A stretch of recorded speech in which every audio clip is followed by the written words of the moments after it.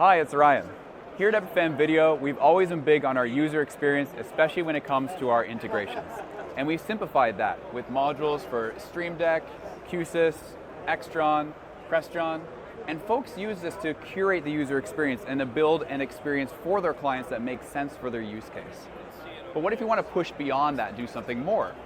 What we've done is we've built a REST API UI within our web user interface here.